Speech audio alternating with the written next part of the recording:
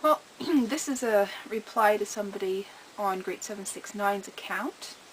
They asked why it is that I separate the head and the feet from the whole torso. And there are a couple of reasons for that. The first reason is that I mostly work with the skulls and the small toe bones and foot bones of the animals. I also work with ribs.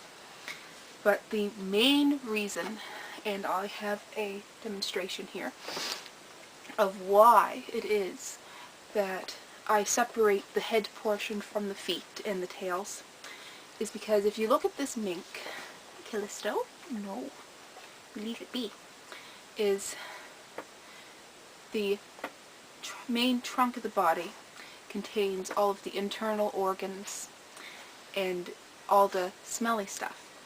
Now, when I'm doing artwork with this, I want the head to decompose quickly, so I use my scalpel blades and I flesh it out. I take as much flesh off as possible, which means removing everything, the eyes, everything inside of the throat. But where I put it in the flesh box and all the maggots and other decomposers, beetles come in, if you put a whole corpse in, they're going to ignore the head. They're not going to focus on this. What they want is they want the gut contents first. That's why when you look at roadkill, it's usually the skull is one of the last things that does get eaten, unless it's a smaller animal. And then the ants clean up the skulls. I find they usually do that first for the smaller songbirds.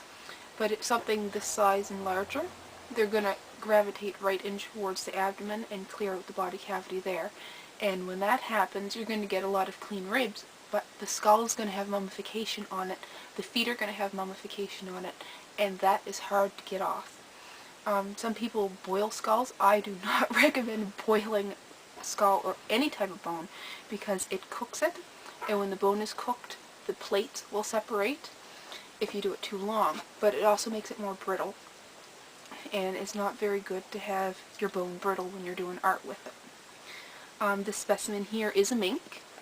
I did not taxiderm this myself. I bought it at a yard sale as a restoration project.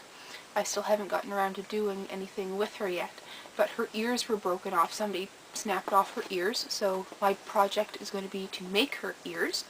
I did some dabbling with making her teeth, because she only has one original tooth. The other canines had been pulled out. I don't know what they had done with them, but they removed them. So I made teeth, and they're not sitting in there correctly. I got her and started playing with her before I knew too much about taxidermy, but I do know that I did make the right shape for the tooth, I just didn't get them sunk in right. So I will be working on her, and she will be a project that you'll see done in the future.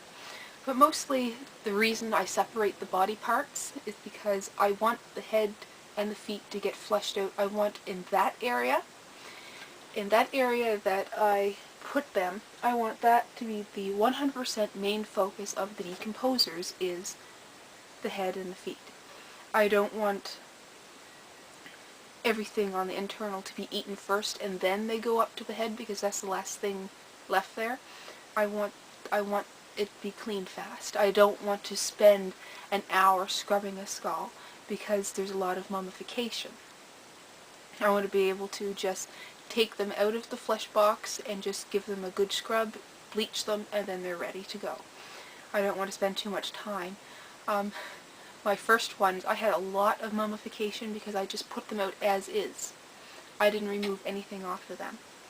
So they took a lot of scrubbing. And the real funny story is that one of the local church groups were coming along selling lobster tickets, and they came up in the backyard, and I was out in the backyard in my pajamas with a scalpel blade scraping skulls. And it was kind of funny.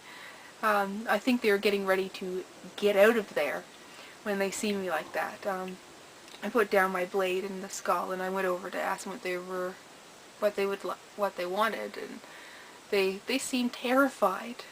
And then a few days later I went down into the main community area where their church is with a sign, and I have no idea if this was directed at me, but on their church sign it says, "You are unique and uniquely accountable to God."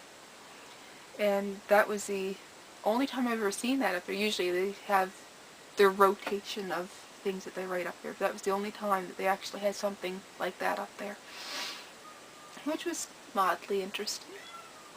And then I worked at the local takeout, and Great 769 took the order from the people, and I was the one who passed them their ice cream out through the window, and you should have seen the look of terror on these people's faces, because it was the same people who came up and see me scraping the skulls.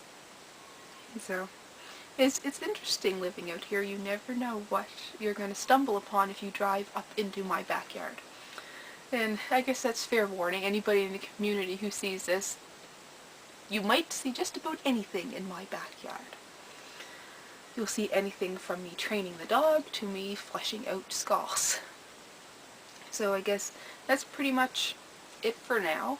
I answered the question of why it is that I separate the head from the trunk and put them in separate locations for decomposition. Some animals I do put back there whole. When I was working this summer, I didn't have time to flesh out the roadkill I was collecting, so I just put them back there. The rabbit, me and Callie got a rabbit when we were on a walk, and it was pretty fresh, and there's road construction, so we decided we'd pick her up and take her home. The construction workers looked at us very weird, but I knew they were coming with the paving machine that dug up the pavement, and that rabbit was going to be scooped up into it, so I couldn't let that happen. Something did get into that and took off with most of the front half.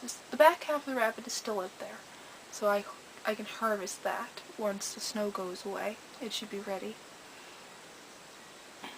I guess that's pretty much it. Hey, Cal?